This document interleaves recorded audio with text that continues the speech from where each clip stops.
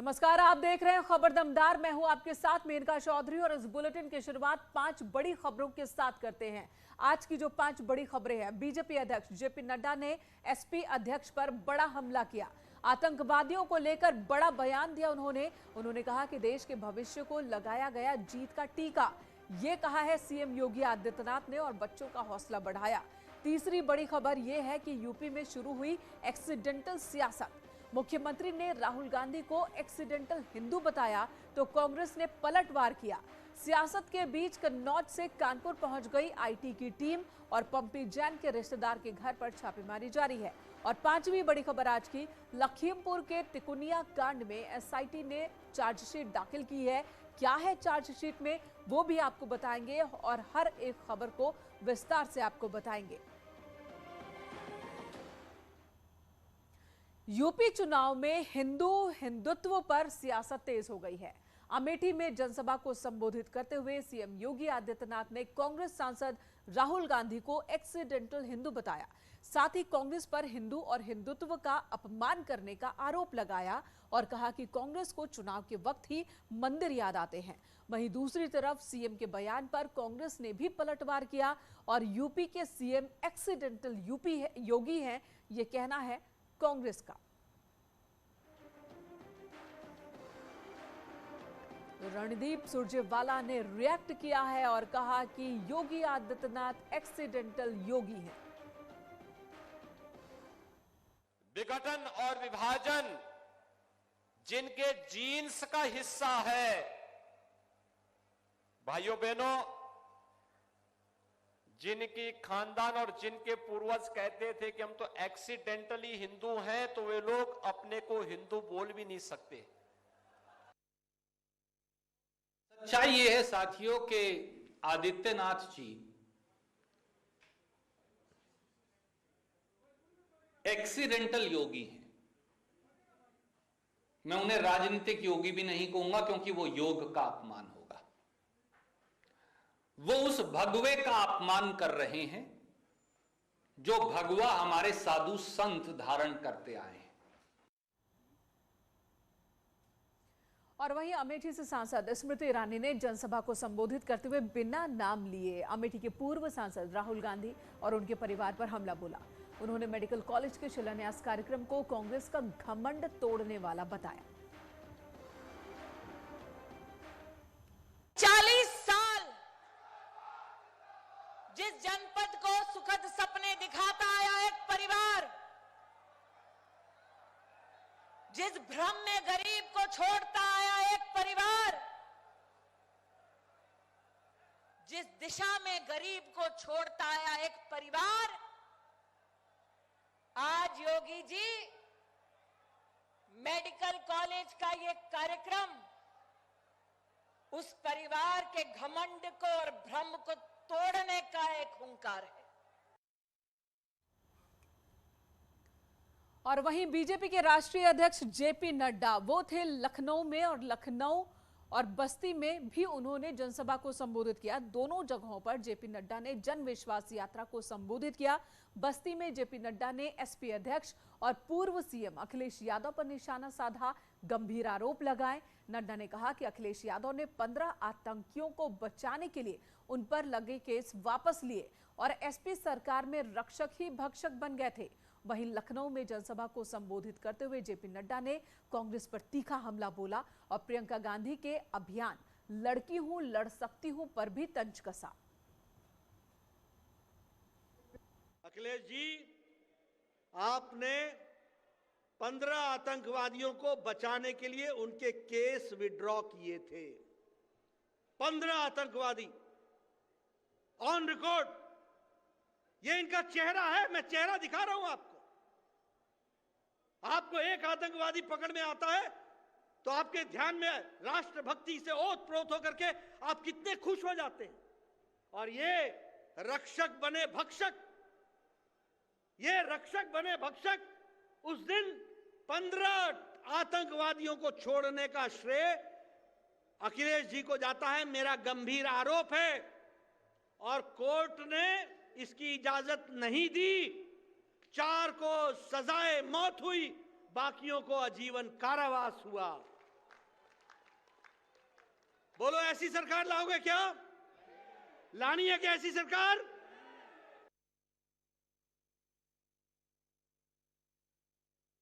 वो कब्जे वाली पार्टी थी।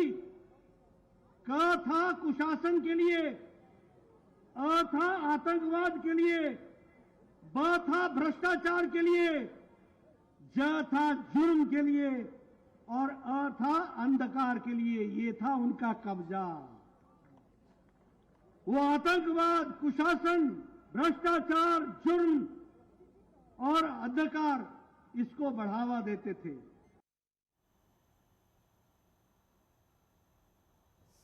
मैंने पहले भी कहा कि आजकल चर्चा होती है, मैं लड़की हूं, मैं लड़ सकती हूं, मैं लड़ूंगी। आपको किसने मना किया कि आप ना लड़िए? आपको किसने कहा कि आप महिलाओं के लिए बात न कीजिए? लेकिन 70 साल आपके दादा, आपके नाना, आपके पिता, आपकी माता, ये सब लोग ये 11 करोड़ लोगों को और 11 करोड़ बहनों को बिना शौचालय के रखा। उनको दैनंदिन काम, अपने दैनिक जीवन के लिए गांव में, खेतों में जाना पड़ा। शर्म नहीं आई आपको? इधर बीजेपी के राज्यसभा सांसद हरनाथ सिंह इन दिनों चर्चा में हैं और चर्चा की वजह उनकी वो चिट्ठी है जो उन्होंने पार्टी के राष्ट्रीय अध्यक्ष जेपी नड्डा को लिखी है। इस चिट्ठी में उन्होंने सीएम योगी को मथुरा से विधानसभा चुनाव में उतारने की अपील की है। सांसद का कहना है कि ब्रज के लोगों की इच्छा है कि सीएम योगी मथुरा से चुनाव मैदान में उतरें। आदरणीय योगी आदित्यनाथ जी ने 2-3 बार ये बात कही है कि पार्टी जहां से भी प्रदेश के किसी भी हिस्से से चुनाव लड़ाएगी वहीं से मैं चुनाव लड़ूंगा जी। वैसे तो उनके लिए 403 सीटें कहीं से भी खड़े हो जाएंगे, वो चुनाव जीतेंगे सुनिश्चित तौर से जी। मुझे तो आज रात्रि को भगवान कृष्ण, मुझे ऐसा लगा कि स्वप्न में मुझसे कह रहे हैं कि अपने पार्टी नेतृत्व को कहो कि आदरणीय योगी जी मथुरा से चुनाव लड़ें। तो मैं तो एक मध्यस्थ की भूमिका निभा रहा हूँ भगवान कृष्ण और अपने राष्ट्रीय नेतृत्व आदरणीय नड्डा जी के बीच में, और उस भगवान कृष्ण के आदेश का पालन करते हुए मैंने प्रातःकाल पत्र लिखा है। उसमें यही कहा है कि ब्रज का बच्चा बच्चा, ब्रज की पवित्र भूमि का रज जो है चाहता है कि आदरणीय महाराज योगी आदित्यनाथ जी मथुरा से चुनाव लड़ें। इसी बीच सीएम योगी ने आज आंगनबाड़ी वर्कर्स को और श्रमिकों को बड़ी सौगात दी है। एक तरफ राज्य सरकार ने 3,73,000 आंगनबाड़ी वर्कर्स को मानदेय बढ़ा दिया, उनका 500 रुपए बढ़ाया है और इस तरह अब आंगनबाड़ी वर्कर्स को 7,000 रुपए प्रति महीने और मिनी आंगनबाड़ी वर्कर्स को 5,500 रुपए प्रति महीने मानदेय मिलेंगे। तो दूसरी तरफ मुख्यमंत्री ने श्रमिकों को भरण पोषण भत्ता ऑनलाइन ट्रांसफर किया। पहले चरण में 1,000 रुपए की धनराशि ट्रांसफर की गई है। दिसंबर से मार्च यानी कि 4 महीने तक 500 रुपए भत्ता दिया जाएगा। स्वयं का बचाव करते हुए दूसरों को बचाने का जो कार्य हुआ है वह अद्भुत हुआ है, अभिनंदनीय हुआ है। और उत्तर प्रदेश के कोविड प्रबंधन को न केवल नीति आयोग ने, आदरणीय प्रधानमंत्री जी ने, बल्कि दुनिया के तमाम देशों ने भी और WHO ने भी उत्तर प्रदेश के कोरोना प्रबंधन की सराहना की है। तो इसके पीछे आप जैसे वे लाखों कोरोना वॉरियर्स हैं जिन्होंने स्वयं के जीवन को बचाते हुए, स्वयं के परिवार को बचाते हुए 25 करोड़ की आबादी के उत्तर प्रदेश को कोरोना से पूरी तरह बचाने में अपना योगदान दिया। कि मानदेय जो आपको अब तक प्राप्त होता था, आंगनबाड़ी कार्यकर्ती को प्रतिमाह 5,500, मिनी आंगनबाड़ी को 4,250 और सहायिका को 2,750 रुपये का जो मानदेय उपलब्ध होता है, अब यह मानदेय PLI के साथ में आंगनबाड़ी कार्यकर्ती कुल 8,000 रुपये तक प्राप्त करेंगी प्रदेश के अंदर। मिनी आंगनबाड़ी 6,500 और सहायिका 4,000 तक प्राप्त करने में उन्हें मदद मिलेगी। अब सरकार ने तय किया है कि ये निर्माण का कार्य करेंगे और बच्चों को पढ़ाने अत्याधुनिक सुविधाओं से युक्त स्कूलों में पढ़ाने का कार्य सरकार करेगी। अटल आवासीय विद्यालय पूरे प्रदेश के अंदर सभी कमिश्नरी मुख्यालय में इसीलिए स्थापित किए जा रहे हैं। और इधर लखनऊ में बीजेपी की बड़ी बैठक, जिस बैठक में जेपी नड्डा भी पहुंचे हैं। चुनाव प्रबंधन को लेकर यह मीटिंग बुलाई गई है और इससे पहले आपको बता दें, कोरोना से देश के भविष्य को सुरक्षित करने का काम भी शुरू हो चुका है।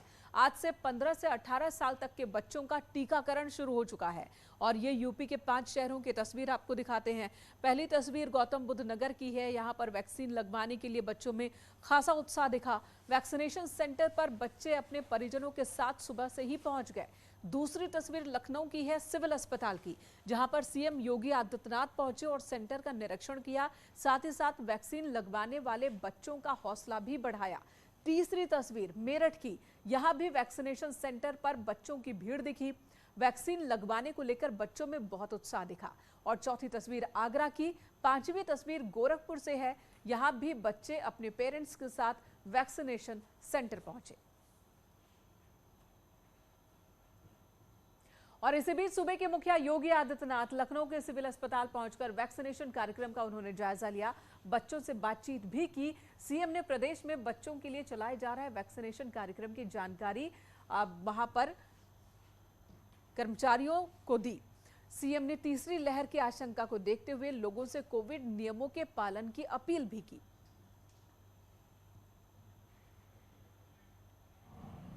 15 से 18 वर्ष के बच्चों की कुल संख्या जो लक्षित है वह 1,40,00,000 के आसपास है, जिन्हें यहां पर एक समय सीमा के अंदर टीकाकरण से आच्छादित करना है। कोवैक्सीन उन्हें देने के लिए सजेस्ट किया गया है और उसके लिए आज से प्रदेश के अंदर 2150 बूथों पर वैक्सीनेशन की कार्रवाई प्रारंभ हुई है। और हम आभारी हैं प्रधानमंत्री मोदी जी के, जिन्होंने आज 15 से 18 वर्ष के बच्चों के लिए भी ये वैक्सीन फ्री में उपलब्ध करवाई है। यहां रुकेंगे, एक छोटे से ब्रेक ले, तुरंत लौटेंगे। आप बने रहे हमारे साथ।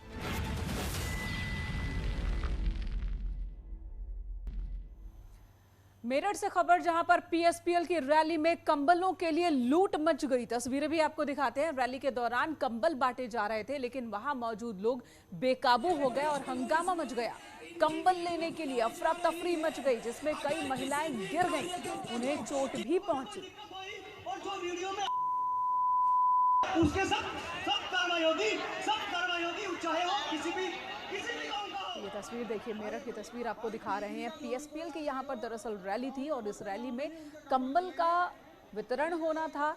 जो लोग यहाँ पर जुटे थे, जो भीड़ आई थी, हर किसी को कंबल चाहिए था और कंबल के लिए किस तरीके से भगदड़ मच गई, एक दूसरे पर लोग चढ़ने लगे, वो इन तस्वीरों में आप देख रहे हैं। कंबल की लूट के दौरान कई लोग जख्मी हुए। और एक बार फिर लखनऊ से खबर, जहां पर बीजेपी की मीटिंग चल रही है और इस मीटिंग में बीजेपी के राष्ट्रीय अध्यक्ष जेपी नड्डा मौजूद। चुनाव प्रबंधन समिति के साथ ये बैठक चल रही है। Deputy CM Keshav Prasad Maurya meeting में मौजूद हैं। स्वतंत्र देव सिंह जो कि प्रदेश अध्यक्ष, वो भी मीटिंग में शामिल है। सुनील बंसल भी इस मीटिंग में मौजूद हैं। एक बड़ी बैठक इस वक्त लखनऊ में चल रही है, बीजेपी दफ्तर में चल रही है। लगातार बैठकों का दौर चल रहा है। बीजेपी के राष्ट्रीय अध्यक्ष जेपी नड्डा मीटिंग ले रहे हैं। हर जोन में मीटिंग चल रही है और ये बड़ी बैठक इस वक्त चल रही है बीजेपी के लखनऊ वाले दफ्तर में। इधर लखीमपुर हिंसा से जुड़ी बड़ी खबर आज की। एसआईटी ने चार्जशीट दाखिल कर दी। 5000 पन्नों की ये चार्जशीट है और एसआईटी ने केंद्रीय गृह राज्य मंत्री अजय मिश्र के बेटे आशीष मिश्र को मुख्य आरोपी बताया है। इतना ही नहीं, एसआईटी के मुताबिक आशीष घटनास्थल पर मौजूद था। वो उस गाड़ी में मौजूद था जिससे कुचलकर किसानों की मौत हुई थी। चार्जशीट में पहले 13 आरोपी के नाम शामिल किए गए। बाद में पुलिस ने आशीष मिश्रा के एक दूसरे रिश्तेदार को भी आरोपी बनाया। पुलिस के मुताबिक वीरेंद्र शुक्ला पर सबूत छिपाने के आरोप है। आपको बता दें, इस मामले में मुख्य आरोपी आशीष मिश्रा समेत 13 आरोपी जेल में बंद हैं। किस मामले में? 219 में। ठीक है, वही तिकुनिया हिंसा मामले से जुड़ी। ठीक। अच्छा, कोई नाम, कुछ नाम भी बढ़े हैं क्या? ये क्या धारा लगी क्या उन पे? 201। ठीक। तो एसआईटी ने साफ साफ कहा कि साजिश हुई थी किसानों के खिलाफ, लेकिन कांग्रेस ने एसआईटी की इस रिपोर्ट पर भी सवाल उठाया है। प्रदेश अध्यक्ष अजय कुमार लल्लू ने सवाल उठाया और उन्होंने कहा कि इस चार्जशीट में आखिर अजय मिश्रा का नाम क्यों नहीं है। लल्लू ने यह आरोप लगाया है कि बीजेपी के दबाव में, सरकार के दबाव में एसआईटी ने चार्जशीट तैयार की है। एसआईटी भी अब जांच के घेरे में है।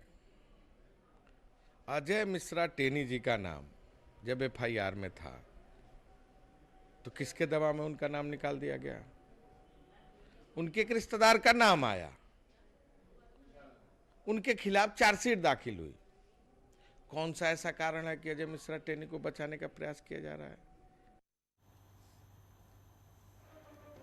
और उधर कानपुर में लगातार आईटी टीम की छापेमारी जारी है। लगातार तीसरे दिन भी पम्पी जैन और उसके रिश्तेदारों के घर पर छापेमारी हुई। अनूप जैन के घर पहुंची आईटी की टीम, जहां पर छापेमारी इस वक्त भी चल रही है। पम्पी जैन को लेकर टीम आनंदपुरी पहुंची। पम्पी जैन पर आईटी का शिकंजा कसता ही जा रहा है। इसी कड़ी में पम्पी जैन से कानपुर में आईटी की टीम ने 3 घंटे तक पूछताछ की। आईटी की टीम पम्पी को उनके भाई अतुल जैन के घर पर भी लेकर गई और वहां पर भी पूछताछ की गई।